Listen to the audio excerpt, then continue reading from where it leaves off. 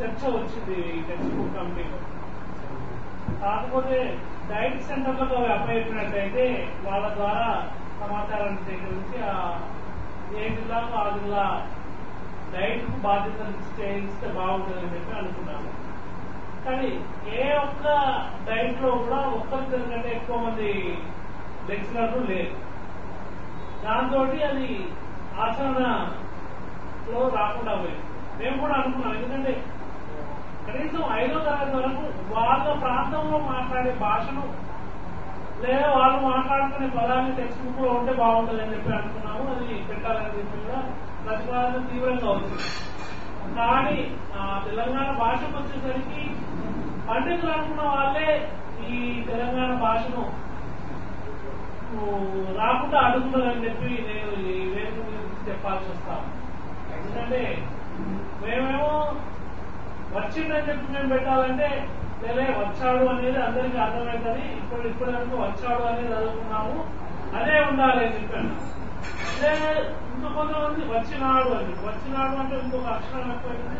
వచ్చిందంటే మంచిగా అందరికి అర్థమవుతుందంటే కూడా అది వినకుండా వచ్చారు, చెప్పారు, అన్నారు, విన్నారు, తన్నారు, ఇట్లనే ఉన్నారు. అంటే 4-5 ఏళ్ల తర్వాత మళ్ళీ ఈ ప్రభుత్వం పోయిన తర్వాత వేరే లేదు తెలియదు. అలాగే నాగకృష్ణుడు గారు ఇంకొకటి నేను విన్నపంగా చేయాల్సిన అవసరం ఏంటి అంటే భాషకు ఖచ్చితంగా కులం ఉంటుంది.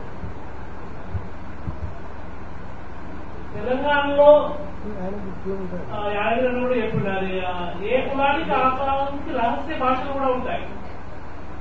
ఈ భాషకు ఉన్న కులాన్ని పట్టించుకొని కులముద్ర ఉన్న వాటిని కూడా మొత్తం తెలంగాణ ముద్ర ఉన్నటువంటి తెలంగాణ తరం ఉన్నటువంటి భాషలో ఇవి కూడా భాగం కావాలి.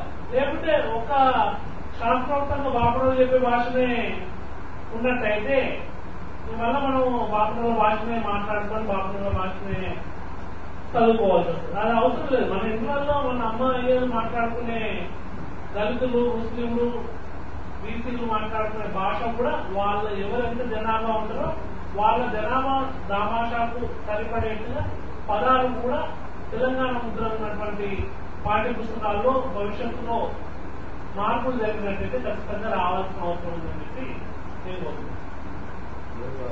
వారి ఉద్దేశం ప్రకారం ఈ కులానికి ఒక భాష ఉంటుందనా లేకపోతే భాష కులం ఉంటుందా? లేదు సార్, కుల వివక్ష భాష మీద పనిచేస్తుంది, ఖచ్చితంగా పనిచేస్తుంది. ఒకటి చెప్పాల్సిన క్లారిఫికేషన్ అంటే